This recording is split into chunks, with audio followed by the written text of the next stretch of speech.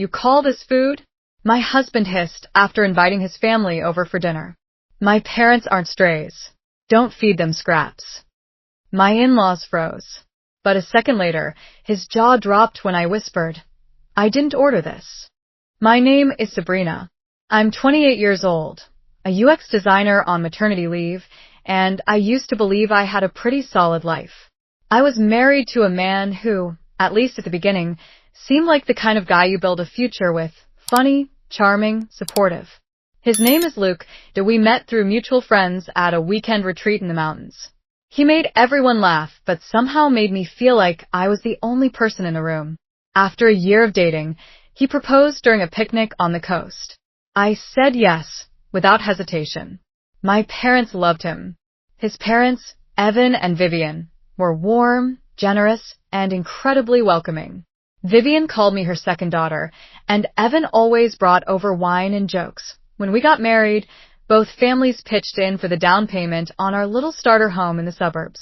I thought I had hit the jackpot. Things were good. Really good. Then I got pregnant and everything started to shift. Luke was thrilled, said all the right things like, I'm going to be the best dad ever, and I'll work extra to make sure our baby has everything. And he did.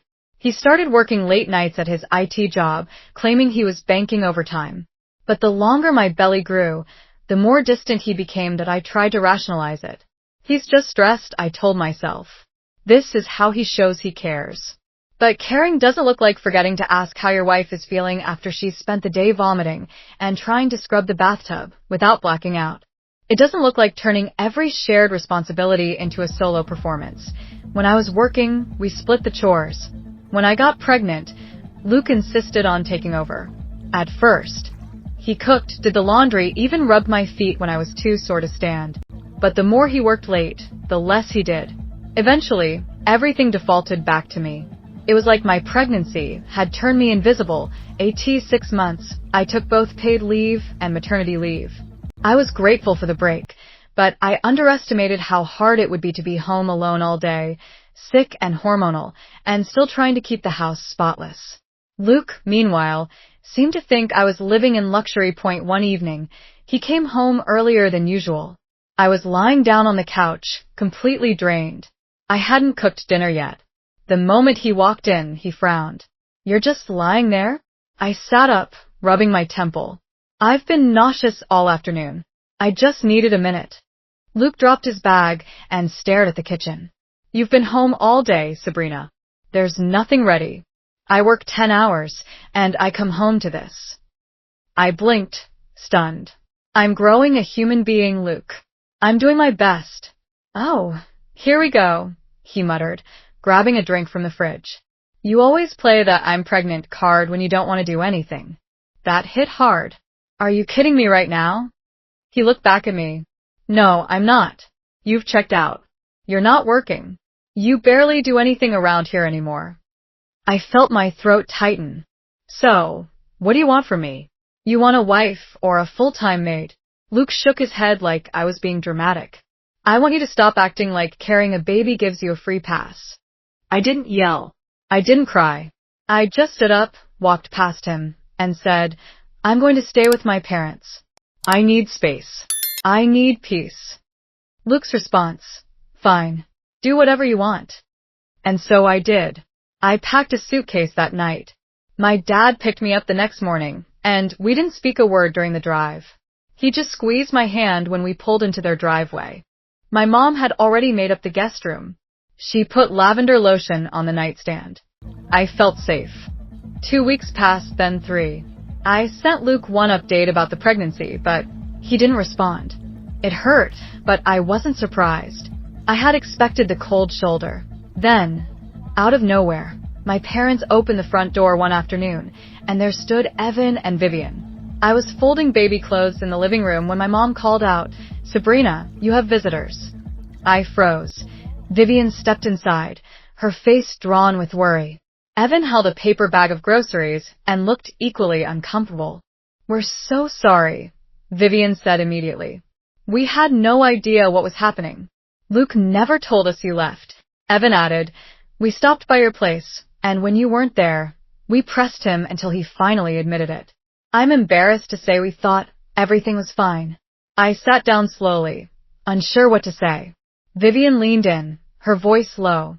Sabrina, I know you're going through a lot. I remember what pregnancy was like, and I just want you to know you don't have to go through it alone. They stayed for over an hour, offering apologies, stories about Luke's childhood, even a few bad dad jokes. I smiled politely, but inside I was torn. Luke wasn't just absent. He was cruel. But maybe, just maybe, this visit was a sign that someone in that family still had compassion. A few days later, Luke showed up on my parents' porch. No call, no text, just rang the bell like nothing had happened. When I opened the door, he looked exhausted. I'm sorry, he said. I shouldn't have said what I said. I didn't mean to make you feel alone. I crossed my arms. You didn't make me feel alone, Luke. You left me alone. He looked down. I know. I was overwhelmed, stressed, but I want to fix this. I wanted to believe him. I told him I'd come back, but only after the baby was born. I didn't want stress around my final trimester. He agreed, or at least he said he did. Lily was born on a rainy morning in early October after 14 long hours of labor. My mother held my hand through the final pushes because Luke was still on the way, caught in traffic after working late the night before. He arrived just in time to hear our daughter's first cry. I'll never forget the look on his face. Raw, shaken, teary-eyed. For a moment, I let myself believe things were going to be different. We brought Lily home, wrapped in a floral blanket and hope. The first few days passed in a blur of diapers, tiny hiccups, and visitors bearing casseroles. Luke was tender and attentive at first, cradling Lily like she was made of glass, kissing my forehead as I drifted in and out of sleep. But his phone never stopped buzzing. Even during feedings, even when I was crying in the shower, he was answering Slack messages, telling me he just needed to stay in the loop. By week 2, he was back at work full-time. That's when reality hit. Lily had colic. She screamed for hours every night. She wouldn't latch properly. I was pumping between feedings just to keep up. I was bleeding, leaking, sweating through 2 shirts a night, and I hadn't slept for more than 2 hours in a row in days. Luke would step over burp cloths on the floor, kiss Lily once on the head, and say, "You've got this, babe," as he left with a travel mug in hand. I didn't have this. I was drowning. He started coming home later again, sometimes past 9 p.m. And when he did walk in, he expected dinner. I tried. I really did. But some nights, I was too weak to stand. One night, after an especially brutal evening, I fell asleep holding Lily in the rocker.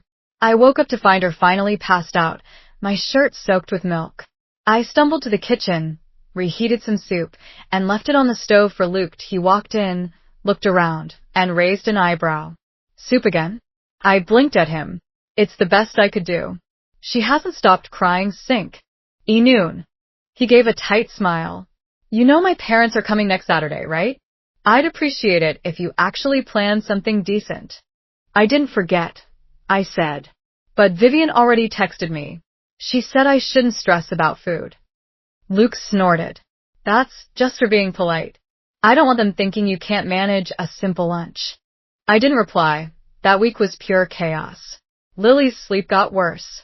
I was running on caffeine and dry shampoo. The night before the visit, I tried to cook something, started a pasta bake, but Lily had a meltdown halfway through, and I had to abandon it. By morning, I was shaking from exhaustion. Luke left early. Remember, no store-bought junk. I want my mom to think we've got it together, he said, as if we hadn't fallen apart the second he walked out the door. Desperate, I called a local gourmet deli and ordered an artisan appetizer spread. Marinated olives, rosemary focaccia, truffle hummus, prosciutto, imported cheeses, handcrafted crackers. I even picked up a bouquet of tulips from the corner florist. As I started arranging the food, the doorbell rang. I opened it to see Vivian and Evan standing on the porch, beaming. Surprise? Vivian said, holding a bottle of white wine in one hand and a warm smile in the other. Evan raised a bag. We figured you could use reinforcements. I almost cried. They came in and immediately took over. Vivian scooped up Lily like she'd been waiting all week for it. Evan opened the wine and started unpacking the food he'd brought, store-bought appetizers from the same deli I used. I told them what I had ordered, and Vivian laughed. Perfect. We're having a feast. Honestly, I wish someone had done this for me when Luke was born. She noticed the dark circles under my eyes. You haven't slept, have you? Not really, I admitted. Then you go lie down. Now we've got Lily. We've got the food. Go. I didn't hug you. I lay down on the couch with the sounds of Lily gurgling in the background, Evan humming softly, and Vivian cooing over her granddaughter. The wine had a light citrus smell I hadn't noticed before. I drifted off almost immediately. When I woke up, the house was quiet until I heard keys in the door, then his voice. Sabrina, are you seriously sleeping right now? I sat up, groggy and startled. Luke stood in the entryway, holding the deli platter I had prepped. What are these? You bought appetizers? Are you kidding me? My chest tightened. What are you talking about? He looked disgusted. I asked you to cook. My parents are here, and this is what you give them. He shook his head and started toward the kitchen. I'll throw this crap away and make something myself. Wait, Luke. Your dad brought those. He stopped. What? I stood up. Your parents brought those. I didn't order them. He turned slowly, eyes narrowing. You're lying. Before I could speak again, a voice cut through the room like a blade. She's not lying. Evan stood in the doorway with a glass of wine in hand. Vivian was behind him, holding Lily. You bought those appetizers? Luke asked, clearly thrown off. Evan walked forward. Yes. Vivian picked them out. I paid. We figured Sabrina would be exhausted, so we wanted to help. Luke's jaw tightened. Oh, I just thought you didn't think. Evan snapped. Vivian's voice was colder than I'd ever heard it. You just assumed and insulted your wife in front of your daughter. Luke's face went pale. He tried to laugh it off, but Evan wasn't smiling. I thought you had grown up after what happened before the baby was born, but it looks like you're still the same entitled kid who thinks everyone exists to serve him. Luke looked at me, then back at his parents. I'm sorry. I didn't know. You didn't ask, Vivian said. You just yelled. A silence settled over the room. Then Luke's phone, left charging on the dining table, buzzed twice. Vivian, closest to it, instinctively glanced at the screen. Her face froze, then hardened. She picked it up. Who's Julia? Luke's eyes widened. Mom, he started, but she held up the phone and read aloud. You left your sweatshirt and lighter here. Can't wait for next time. My heart dropped. What? What is that? Luke stood stiffly, like a man caught in the middle of an avalanche. His mother held up his phone, her hand perfectly steady, though her voice quivered with control. You want to explain this? The screen was still glowing. Everyone could see it. Everyone except Lily, who was asleep in her bassinet, blissfully unaware her father was unraveling. Luke shifted his weight. It's not what you think. Vivian narrowed her eyes. Then explain it. It's just a message from someone at work. It's not serious. His father stepped forward. Luke, are you having an affair? Luke didn't answer. That silence stretched until it snapped. I turned, voice steady. How long? He swallowed. Since you went to stay with your parents. I didn't mean for it to go that far. We were fighting. I was lonely. Evan's voice stayed low. She was pregnant with your daughter. What kind of man leaves his pregnant wife and pretends he's putting in overtime while meeting another woman? His mother stared at him like she didn't recognize him. We trusted you. We defended you. You were gone, Luke snapped. I left to survive, I said, stepping forward. You think I wanted to go? You made this house unbearable. You made me feel like a burden for being pregnant with your child. He ran his hand through his hair. I'm sorry. Okay. It didn't mean anything. Her name's Julia, I asked, keeping my tone flat. Luke's mouth dropped open. How? Your phone lit up while you were too busy accusing me of laziness. Vivian's hands dropped to her sides. You said you wanted to fix things, that you wanted to be better, but you came here, insulted your wife, lied again, and now this. Luke opened his mouth, but Evan raised his hand. Don't. His father turned to me. Do you want him out? Yes, I said without hesitation. Tonight. Luke's jaw dropped. You're kicking me out of my own house. You've forfeited your place here, I said. I won't share a roof with someone who disrespects me in front of my child. Evan nodded and walked down the hall. Moments later, he returned with a duffel bag and set it firmly at Luke's feet. You'll stay with us until this is resolved. Luke looked at his mother. Mom. Vivian's response was simple. You're a son, but that doesn't make you right. I picked Lily up and walked to the nursery as they escorted him out of the house. I didn't look back. 3 days later, I heard the doorbell. When I opened it, Vivian and Evan were standing there. No Luke, just them and a manila folder. He signed everything.